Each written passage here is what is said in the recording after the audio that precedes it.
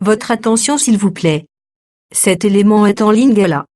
Contactez-nous pour savoir s'il est aussi disponible en la langue de votre préférence. Veuillez aussi noter qu'il est en audio uniquement, dépourvu de ce fait d'image originaire. Christ Equality Foundation. Œuvre évangélique internationale. Ensemble avec le docteur Jean-Pierre Moubenga, ministre de l'Évangile éternel, Vous propose de suivre cette présente rubrique pour votre édification spirituelle. Tous les enseignements du docteur Jean-Pierre Moubenga sont disponibles sur christequality.com/jpmoubenga.html. Bonne édification au nom de notre commun Seigneur et Dieu Jésus-Christ. Amen. Ok. Okomono likambo wana ezotire basource nango mosika. Siko considérer ndenge tolobaki awa ke Abraham asali alliance na Nzambe, bana na ye baye, mais Nzambe akoya ko se souvenir na alliance ya Abraham po sunga bana ya Abraham. Wana eza na ndenge ya Nzambe. Je t'informe que diable azalaka imitateur ya Nzambe. Siko na ndenge ya ko falsifier. Siko yo côté yo uta. Tu penses que Bangkok on a yo basalaka alliance de bikolo nyonso omoni bikolo na biso nyonso et ça là d'abord mosakoli azoloba ke ekolo na ekolo ezalaka derrière banzambe na bango,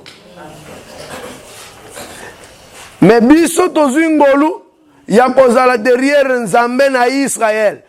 Donc bikolo nyonso ezalaka toujours na ba faux dieu. Ils ont une école moko te, ils ont un vrai Dieu à part Israël.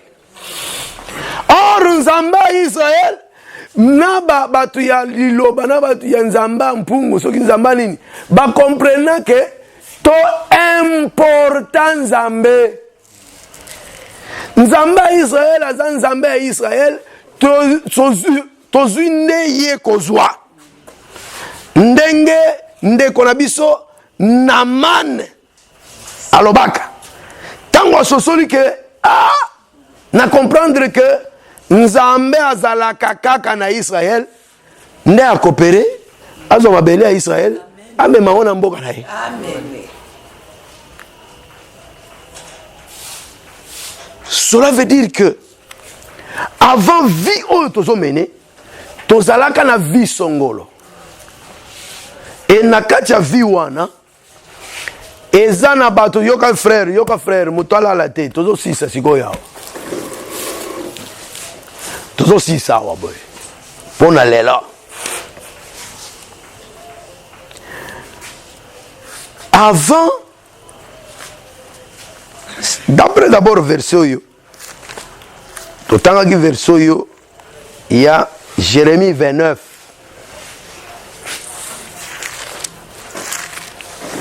Jérémie chapitre 29.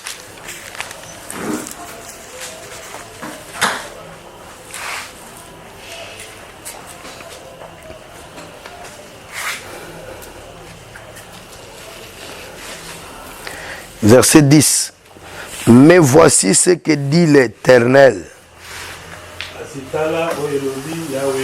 Dès que 70 ans seront écoulés pour Babylone,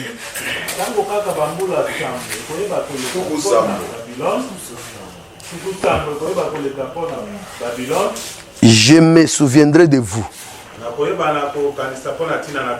et j'accomplirai à votre égard ma bonne parole en vous ramenant en ces lieux. Bandeko, il faut toye banzambe dengazali selon ba principe na de base. likomio ezoloba boye ezotalisa d'abord ndenge nzambe apermetaka ke bana na ye bana ya Israel bakenda bowumbu na mboka ya Babylone. Il faut zonga na Jérémie 25. Ok, nous avons bien.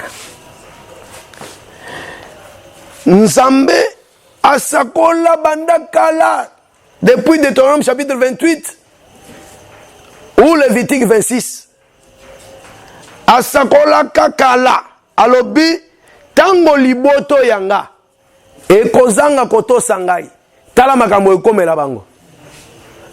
Parmi makambo wana alobi ete nakotinda liboto moko yanguya ekoya ebeti bino pe anzi bino pe nako permettre ke bokende bowumbu na mboka mopaya. Avant Nzambe asala déclaration oyo na mobeko ya Moïse,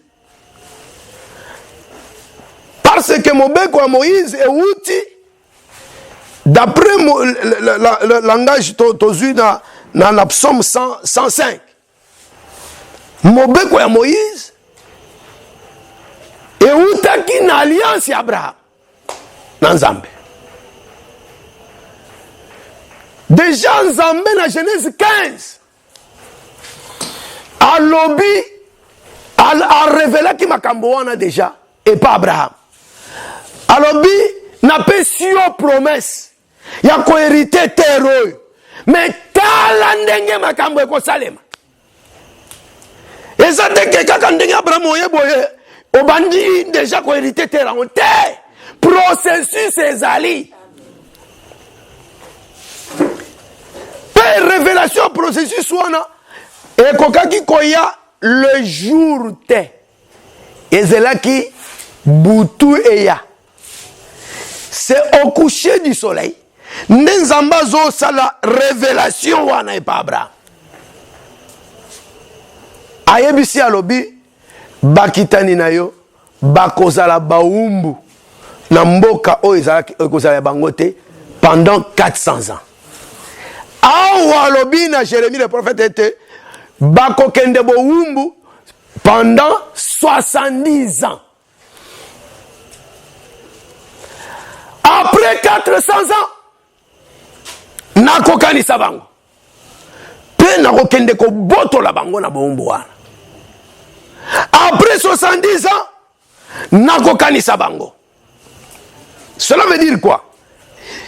Après 6 raisons. Abi car je connais les projets que j'ai formés sur vous. Ah! Yoka. Nzambe oyo apermetaka que ole kananzela bowumbu eza par hasard te. Eza mabongisi na ye. Donc Nzambe en tant que tata asalela biso projet. Est-ce que bozana d'accord nanga? Amen. Asalela biso projet. Akanisela biso makambo. Makambo ya maram. Siko yoka question to tuna. Nzambe asalela biso projet mokolonine. Mokolonine afandaka azo raisonner biso. Nana ko répondre. Mokolonine Nzamba fandaka boya au bulele biso bana na ye abi bana na ngai bakozala boye mokolonine ya lobi na éternité bondimi oh bon bondimité bamsu bandimité siko ba o bandimité bo pesa ezaka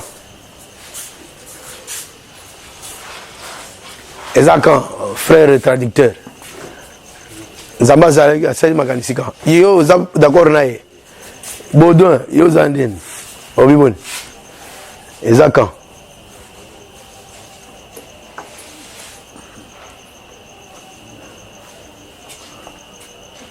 Baudouin a raisonné ezaka avant les temps avant les temps Il va quand? L'éternité. Non, on va le contraire. Baudouin Kaka. Depuis création. Ezaki avant. Nzambe. D'abord, kokanisa ya Nzambe. Éternité au bolo l'éternité. Ezaka kokanisa ya Nzambe. Amen. Éternité Ezaka. Nzambe azokanisa. A boule. A formé ba boule na ye. Création ezalaka déclaration ya ba boule wana. Pour ekokisama. On comprend? Donc création c'est la parole. Mais makanisi yango ndezaka ebandelito plutôt éternité.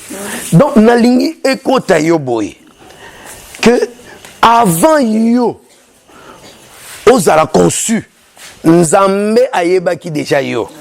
Nzambe ayebaka banane avant. D'avance veut dire avant la fondation du monde. Tant Nzambe zolobake nayebi yo avant. Eli koloba akanisela yo avant la fondation du monde. Amen. Asalela au projet. Asalela yo programme. Sikotala. Dès que ozo longwa na éternité ozo koto parce que biso tokota kana na création comment par la voie il y a formation ya corps moto la ki se biso makambo eza Jésus na Hébreu chapitre 10 alors biboy Jésus entrant dans le monde dit ok tango Yesu akomi na porte ya kokoto na monde porte ya kokoto na monde akoti na noté alinya kota na monde entrant alobi tu n'as voulu ni sacrifice ni holocauste mais tu m'as formé un corps. Donc formation encore ezalaka lokola mutuka oyo longola moto na éternité pe cotiser dans le monde. Amen. Amen. C'est le moyen. L'île comprend.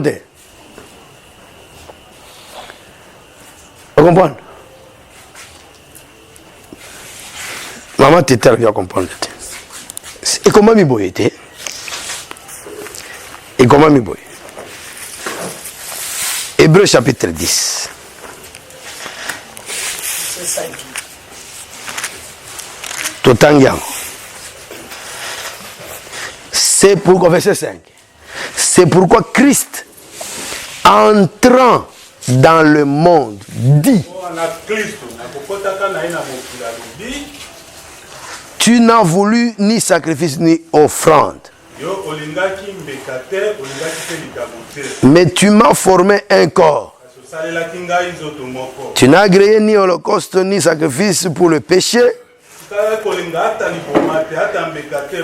Alors j'ai dit, voici, je viens. Dans le rouleau du livre, il est question de moi. Pour faire, ô Dieu, ta volonté. Jésus, quand on est dans le monde, ezalaki, kola tapé yaye nzoto.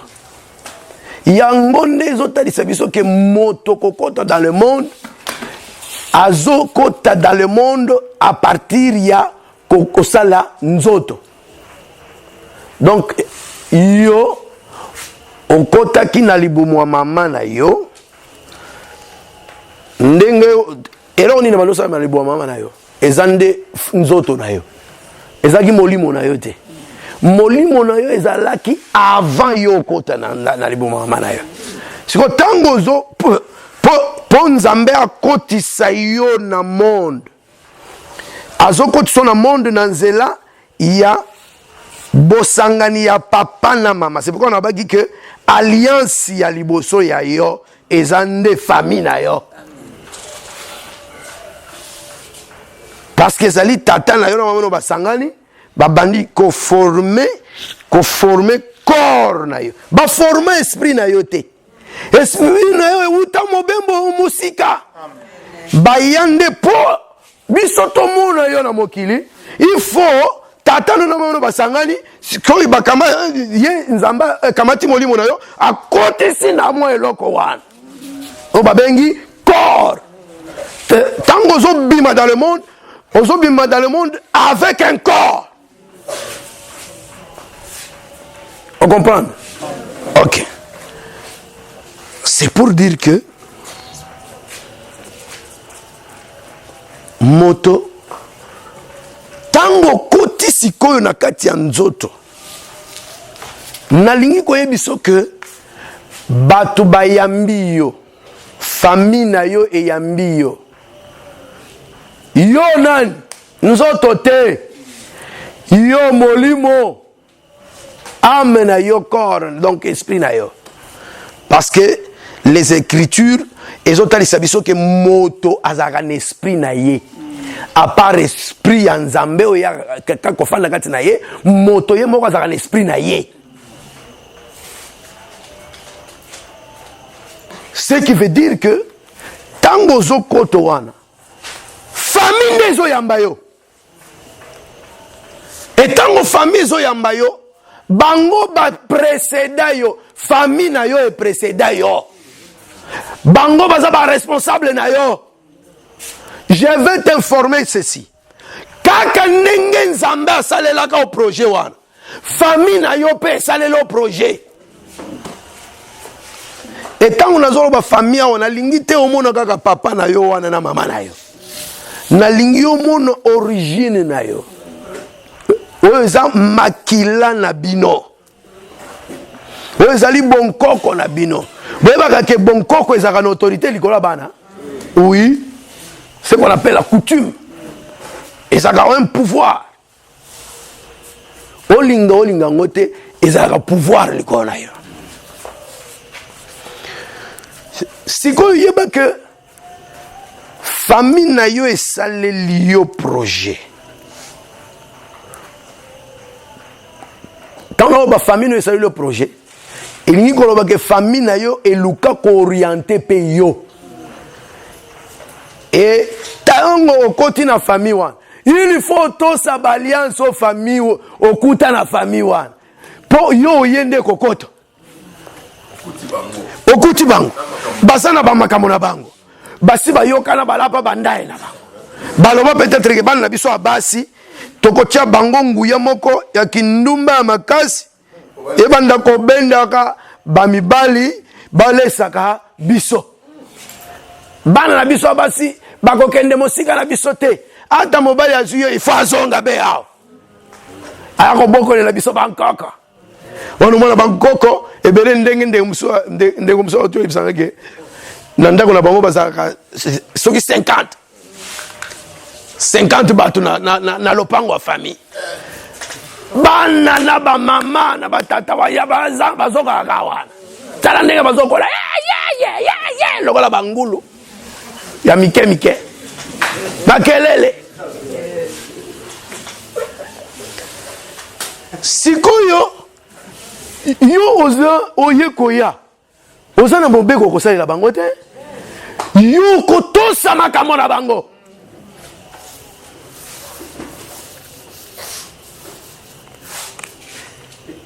misusu mpe eza bamaladi ezalaka mpe na bapratike moko mabe ezalaka na bamosusu eloko elandaka bango ezalaka inceste donc inceste mpenza okomona tata biso toyamba bato ebele te mwana moko azoloba nini mwana moko na bakondumu wana azoka na bando comprendre te soki alamuki na na butu omona neti mwa ndoto soki amona elili ondire tata na ye abimi na chambre et cette fille a réalisé que tata na ye abandaki koya kokouche na ye mwana oyo ya boti azolala na ye. Mosusu pe alobi ke tata azosaleka na bablage e mwana ne ya muke ayaka tata alongoli bilamba mwana pe neti yana sokola yo place azo sokola ba sokola imaginez-vous tata bolumbu na mwana azo sokola mwana bolumbu na douche ba mibale mwana mwasi na tata bolumbu ba ko sokola obete na maboko na tata wana être possédé non. C'est un esprit. Amen. Hamoli mumabe. Moto musul super azane na kisite. Mais kama kabongo eba we elengi kaka. Elengi kaka. No emo wa elengi kaka kaka bon. Azo eba te uti wapi. Nzoka eza boumbu bobimba. Oyo akuta na libota wana.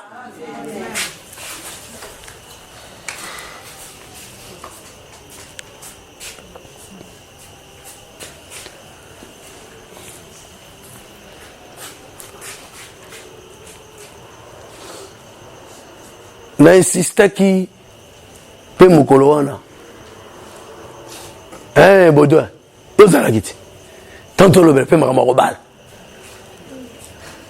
kobala ezaka mpona basere te na bafrere pe un frère Raf kobala si ezaka pe problème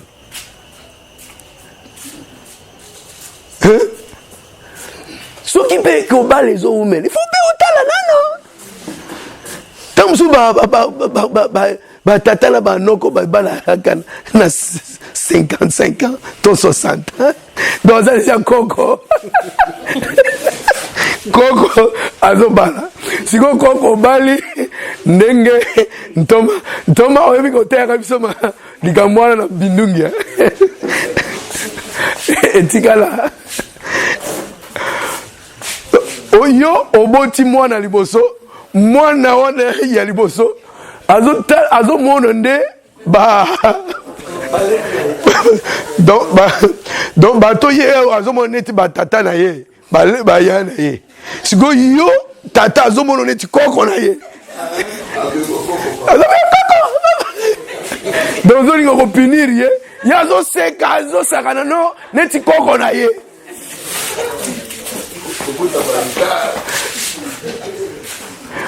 parce que motopé ndenge tozalaka boye atozalaki sévère makasi na bomwana ntango ozokoma koko sévérité na yo eza nini ezosila ozokoma plus large makambo oyo il faut talaka yango bien eza na bato mosusu mpe basala bango ke ata bali aomena libala te. Mais si tu constates que yaya na yo kaka ndenge moko babala ki mbala moko sa zonga oyo na yo mosantu yo pe mosantu obandi kaka ezo simba sosu te na il faut to boyana na kende pa abiso ntoma mikolo yo na fandi na téléphone na lobby banda 4h 9h Bona ko kata likambo libala 4h 5h 6h 7h 8h 9h ne to trouver moi solution ok provisoire mais ba tout déterminer que Koufi sans verser zate na lobi boko bomango ndenge ni bo pesanga verset pour to publier bino verset zate mais soko landi okomuna que izala kande habitude moko boye talibota ce sont des esprits soko zo négligeants et kolanda yo soki ozana boye bité et komona la yo parce que que libota ezokufa pona nini? Par manque ya connaissance. Et puis ils ont bandé comme soupe pa piklaka. Et tu mikolo na yambi moko. La kaseka kozala mais na moni était. Moko na yambi. Tant qu'on solane, le Seigneur me révèle que au moni bo santu wana zana. Po ba sœur mso bazaka. Bazaba ba vierge. Mais virginité wana et outinde côté mususu. C'est-à-dire, ezate ke ami bateli to lilobe bateli. Mais azani na somo horaire ya mibali. Po net na ka ona zoloba. Ka wana en réalité moi si wana sala ndeki ndomba na butu. Pe ba pekisa ya sala kindomba na moi. Moyen asala makambo ya kosangana ndoto tout c'est ezate.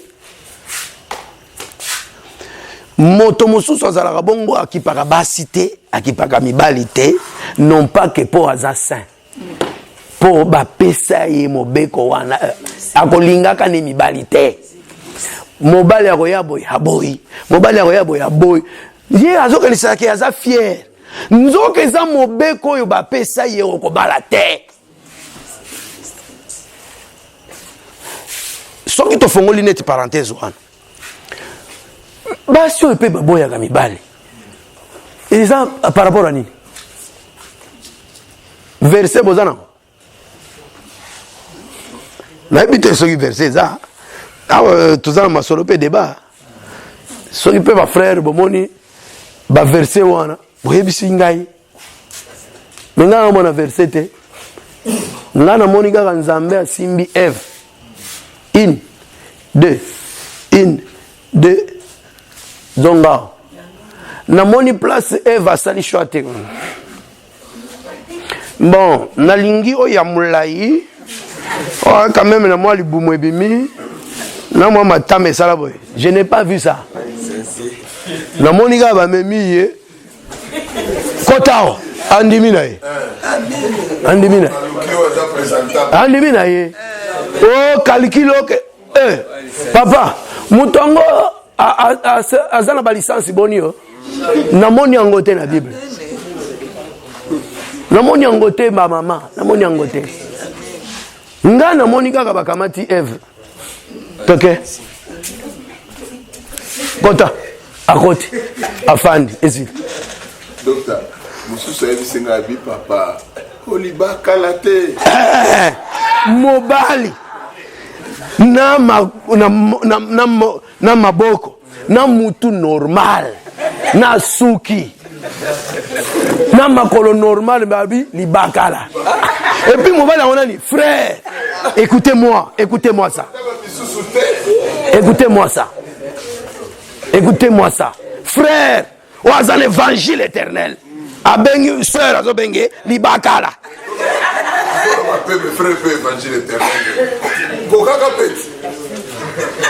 Kasi frère, bon, ngai na lobi nanu ya sœur.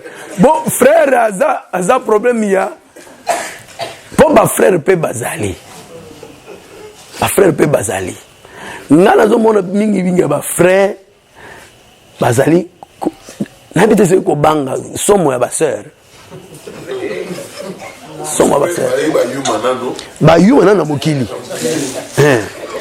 Frère sœur. Frère, omoni ba sœur nde bazawana. Sœur ata zongala lokola moi a mwasi. Amen. Yo ata c'est pourquoi na hôtel mais là ba frère ba sœur ba lobaka ke libakala ni. Frère ata oza mukuse boy sœur molai.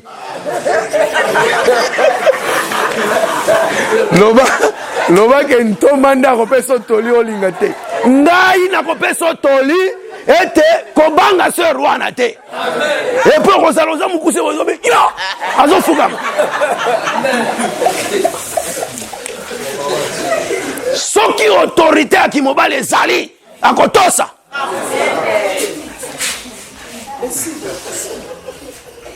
Siko yo sœur oyo lobaka libakala longola maloba wana ezali babe mobimbo zo mememela. eza boumbu ozoyeba te eza boumbu.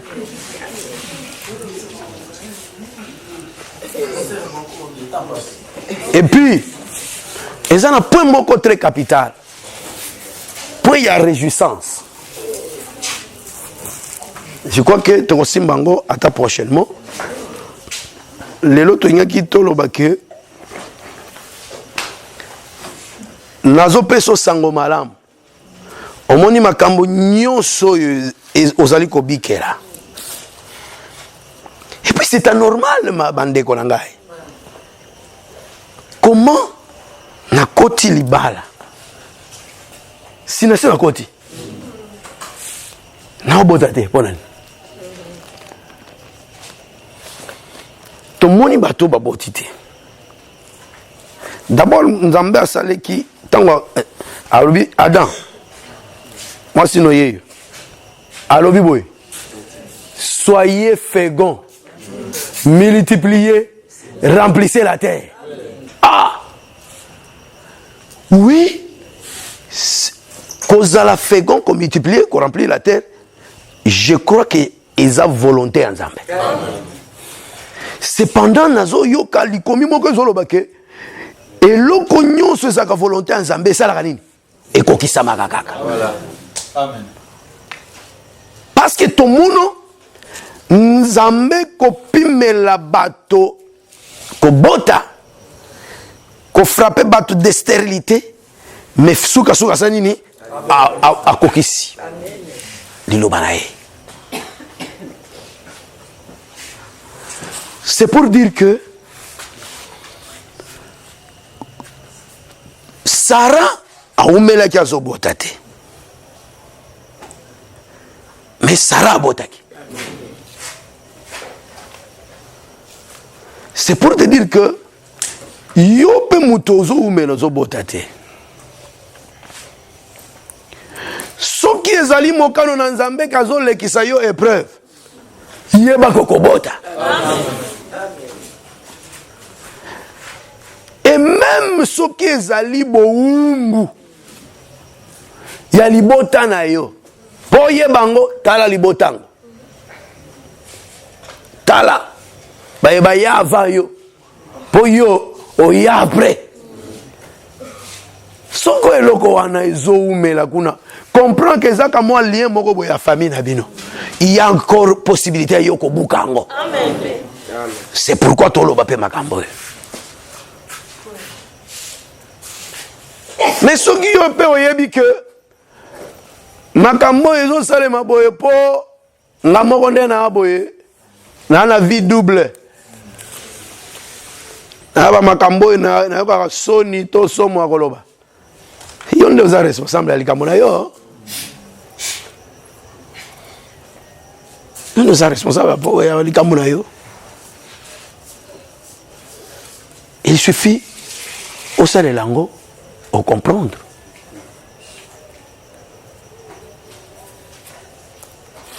Ngaïta on a balaki a sali 2 ans. Zemizo yate. Le gars là. Et Zaki na sœur moko na rien ko bala libos. Bon en fait. Sœur wana na lingaki na bala ye.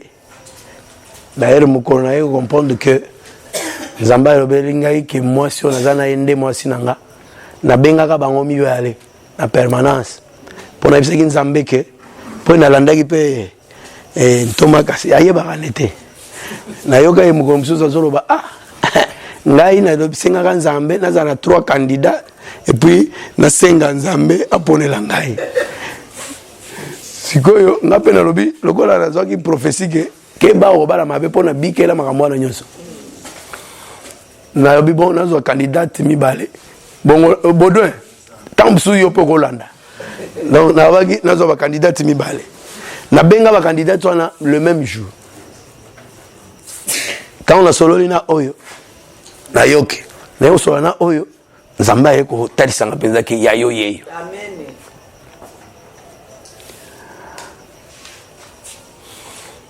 Mais mokolo oyo esengeli mwasi na ngai à concevoir pour la bande sambela pe mingi na bande otu komi tu na pe ba question bele siko sœur wana mususu aseka bande ko sala ngaba aventure et pour ya sabala ki déjà vanga sabana ko bota ona linga na bala wana mususu abi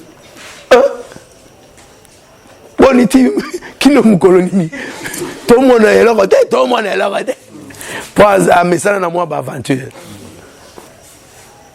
siko sœur pe zo tungisa ye mais na ko sambela nzambe ayaki kotalisa ngai eloko moko moi eloko moko ya moke qui fallait na sala donc ngai na tant qu'on a mon ouverture wana na ibisi madame que ce mois tu vas concevoir pe à concevoir ka moi wana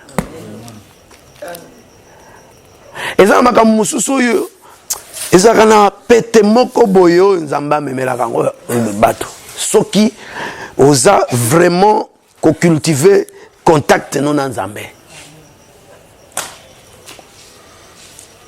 Donc, il faut au tala malam. Nous aurons une dernière nuit et qu'on a la lobby, donc les là.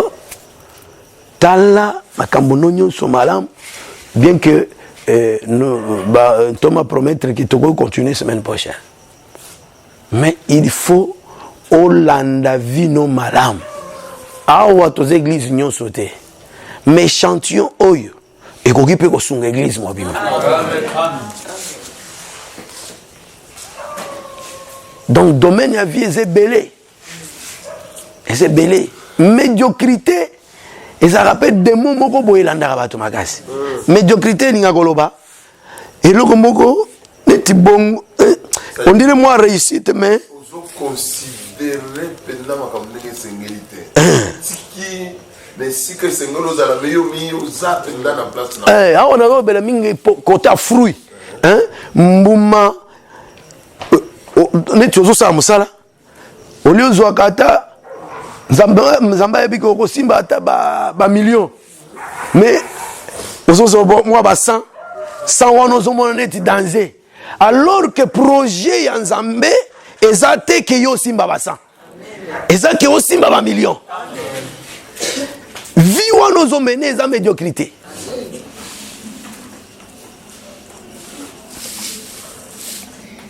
Donc zomo sérieux tala na no vino malam landa pe mamakamono malam. Bonne nouvelle na ope so ezani ezali que soki famille na yo esalela ko ba projet, je t'informe que ba projet na bango ezali ekoki kokoka te na projet nzamba salela kayo. Ça c'est d'abord un. De deux, projet na bango et ya sima ya projet nzamba salela kayo. Ils appellent des tournements na détourner mutu na projet nzambe. Mais yango tant on dit que kokanité eli koloba en réalité loko les ali alliance ya bon moto il faut que telemela o ya nzambe. Donc ba dévier yo na plan oyoyo il fallait au Hollanda. Mais loba na ata yomoko. Nzambe alobi, libote alobi. Motema no ezo croire que nini ekoko kisama. Ya Nzambe. C'est ça la bonne nouvelle que je te donne. Tu dois croire à ça. Que ya Nzambe il faut ekokisama. Si ko il faut Nzamba sunga yo, on détecte déviation nyonso.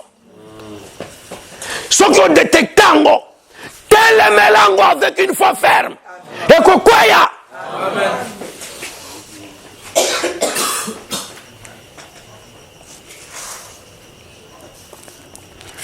Tika fier, tika lolendo, tika komisa la eloko yo Nzamba sali yo te.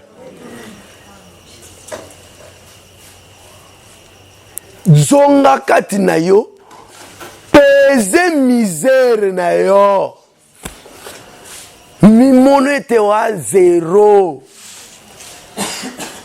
Nzambe akamba yo ala qui sont zéla.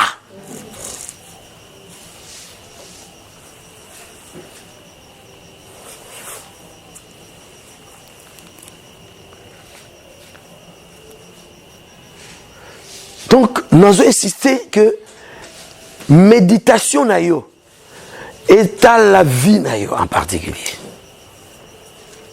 Mais ça là, moi lecture ya famille na bino. Nalingi koloba te que makambo famille ezo memayo na yango ne koko kisama te. Mais tant que tu es dans la chair, bako poursuivre yo. Même si tu es baptisé du Saint-Esprit. Parce que bateau yo yo babima qui n'est Jupito. Li pata ezala qui déjà likona ba. Bakamba magena moli musantu. Mais Pharaon atika ki bango te. Alanda ki bango. Lobi na obaki ke soki Pharaon azolanda yo. Nakati na makanisi no asazu. Nakati na makanisi na ye asazu yo. Mais na bonzambe azui yote pe atikala kozwa yote. C'est là où toko fandisa nde etumba na biso tango ozo bondela ozo zala na foi ferme tout en reconnaissant que na makasi na yomoko okokelo komoko te. Il faut que Dieu t'éclaire. Et la délivrance c'est cette lumière là. Amen. Et nalingi était tout les là, tout reconnaître que situation to kobike là et kokana noté et zanano o ya bisoté et poignon ça anormal et ça négatif o kozala sans foutiste nangoté considérer yango telemela yango.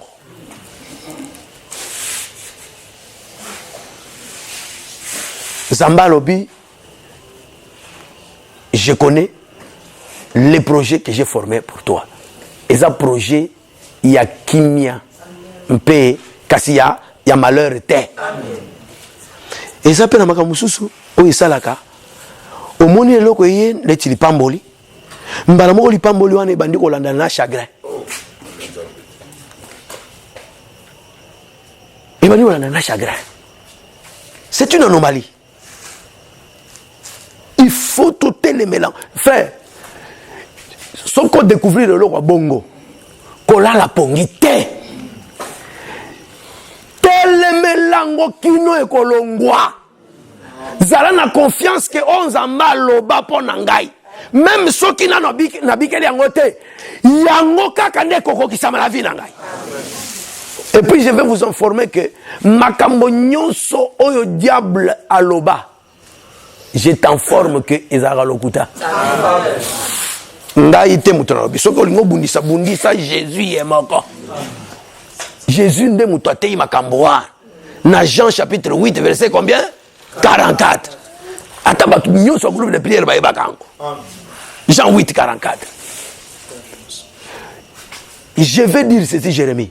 Soko moni na vie na yo était diabolo lobi okobalate. Nzamba lobi okobala. Crois que okobala te est un mensonge. Amen. Amen. Et que okobala est la vérité. Amen. Et vérité a te tamboli malembe et komaka. Amen. Parce que c'est imposaka. Amen. Tozo sukawana pona lelo mais depuis to bandi na moni motuna te kaka motuna ya frère moko atuna ki yango tuna moi na déposa ki yango e pa bampaka balobi bongo soki na moni motei azali possédé c'est que na koloba kana moni musantu te frère soki na moni motei aza possédé c'est que na koloba pe aza na moni musantu te.